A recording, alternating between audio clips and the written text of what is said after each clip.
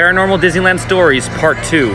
This one even has video surveillance. One park guest went to ride Space Mountain by himself. He started making conversation with the red-headed stranger in line next to him. The man was nice, but appeared a little off because he wasn't really up to date with some of the recent changes Disneyland had made. They were seated on the ride next to each other, and the roller coaster started. The park guests enjoyed the ride, but at the end when the lights flashed, the red-headed man disappeared. He spoke with a cast member about it, and they told him he was the only one in that row. That guest might have just had an encounter with a ghost nicknamed Mr. One Way.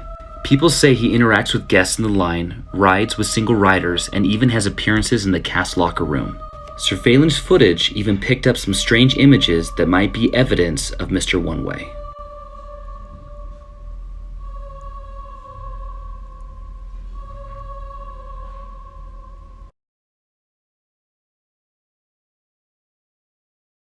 This girl right here was babysitting and found a weird CD that said, "Do you want to see a ghost?" and took it home. What happened next when she put the CD in was terrifying. I'm gonna roll the clip right now.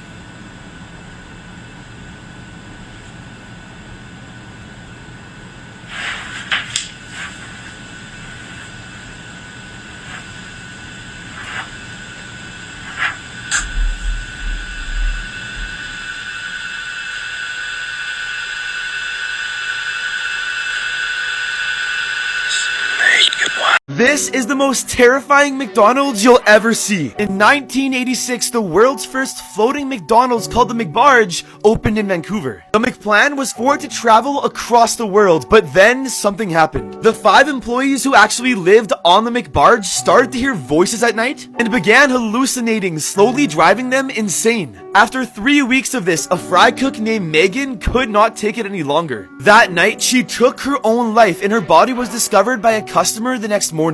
After that, McDonald's was forced to shut down the McBarge and it was left abandoned for almost 20 years. It seemed like everyone had forgotten about it. That is until almost 2 years ago when this news article posted that a company had been renovating it and that it'd be open within 1 year. But a year later, there was no news and the McBarge was still abandoned. So one YouTuber decided to swim out to it and break in through the roof. As he searched around, everything was eerily silent. But then he found something. Like for part 2. Now that you've seen this image, you're haunted. The only way to avoid that is by clicking the plus, dropping a like, and watching the whole video. Good luck, my friends. My friends is the Expressionless. Yes, that's the name. 1972, this woman showed up to a hospital wearing nothing but a white bloody gown. I know, hospital, bloody gown, things kind of match up, but it gets worse. There are 2 distinct things about this woman that made people go frantic, scream, and even leave the hospital. Even doctors. First being that she wasn't exactly human. She was built like a mannequin. Not just a joke. Genuinely, she was practically a mannequin. She was not human. Was able to talk, walk, and communicate as a human, which freaked them out. She had a kid in between where her teeth should be that was spewing blood out, which was where the blood was coming from on the nightgown. Then took the kitten out of her mouth, threw it across the room, and collapsed on the floor. The hospital members tried to sedate her. She fought back, with the same blank expression on her face. It took 2 doctors to hold her down. He looked at one of the male doctors, turned her head while her face was still blank, and then smiled. Part 2 is absolutely insane, so click the plus, drop a like, and follow me for more.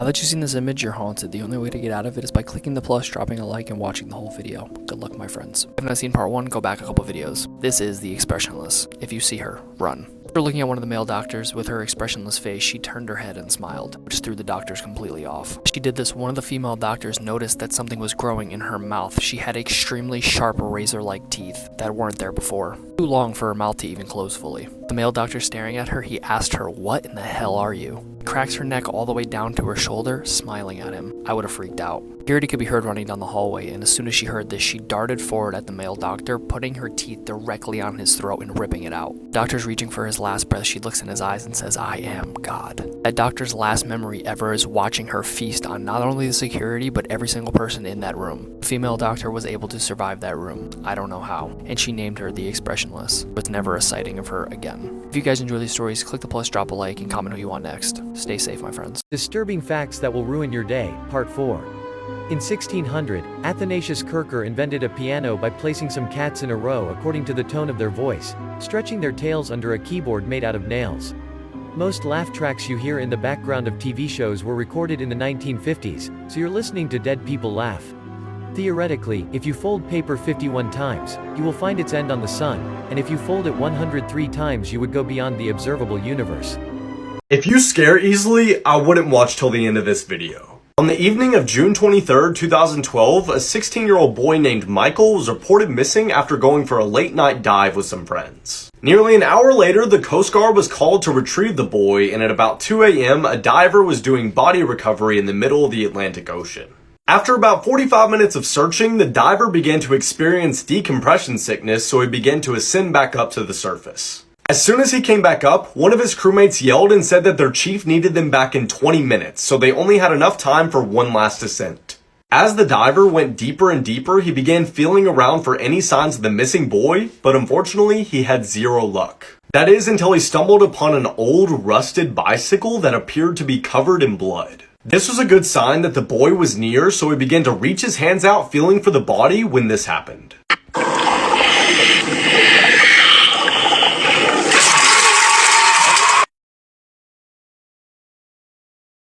This is why you should never use a red crayon. This is about a creepypasta called The Crayons. A married couple who had just returned from their honeymoon decided to buy a house. And one day the husband was walking down the hall when he spotted a red crayon lying on the floor. Now the couple didn't have any children, so they wondered where this crayon had come from. The next day the husband came home from work to find another red crayon lying in the same spot. He was very puzzled and decided to ask his wife about it. She told him that every day since they first moved into the house, she had been finding red crayons when she was cleaning, and they were always lying in the same spot at the end of the hallway. So he tapped on the wall at the end of the hallway and heard a hollow sound. Curious, he began peeling off the wallpaper, and behind the wallpaper he found a pair of sliding doors. They were nailed shut, so he had to open them one by one, and then he opened the doors to reveal a small hidden room. Looking inside, they saw that the walls of the little space were covered in words scribbled in red crayon. Over and over were the words, "Mommy, I'm sorry, let me out. Mommy, I'm sorry." This is body.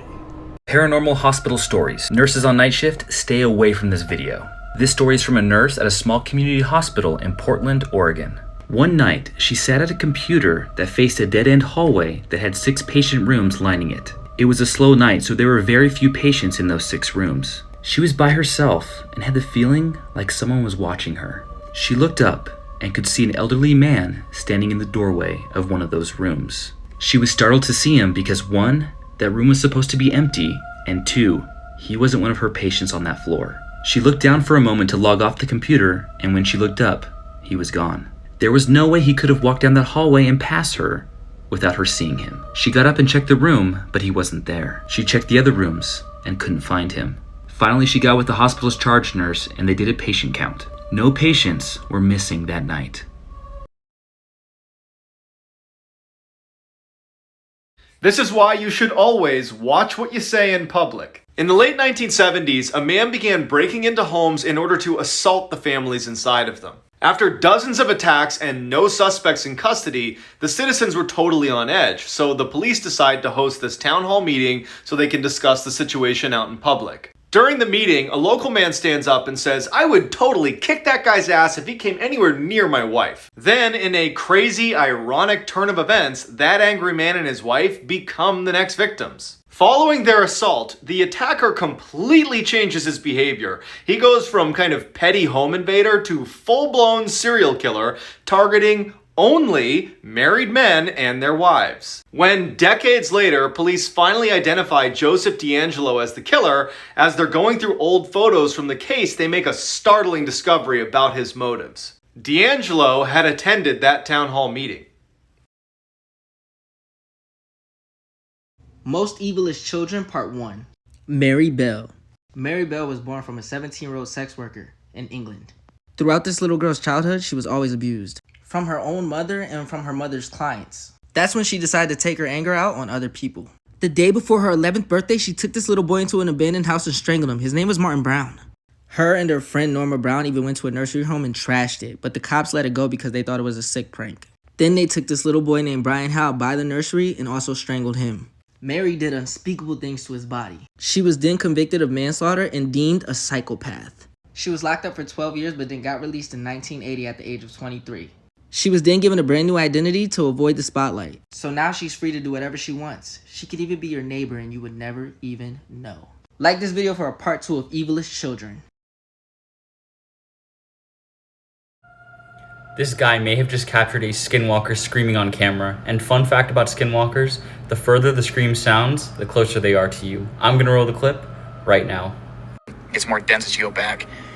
But what happens is this creature comes up against this fence and it jumps this fence. And it was standing, we think, right in this where I'm standing right now. And my friend's inside right now. But I'm getting this footage. And did you just fucking hear that? That was fucking it.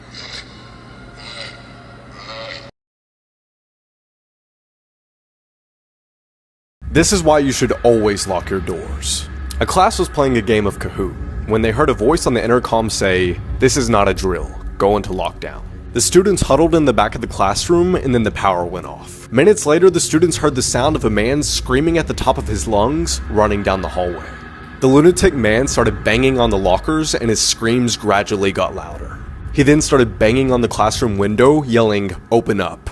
He eventually left, and 10 minutes later, a voice on the intercom said a mentally ill person had entered the school and attacked the lady at the front desk. The staff did a sweep of the school and still couldn't find him, so they locked the doors and resumed class. Later that night, one of the janitors went into the utility closet when this happened.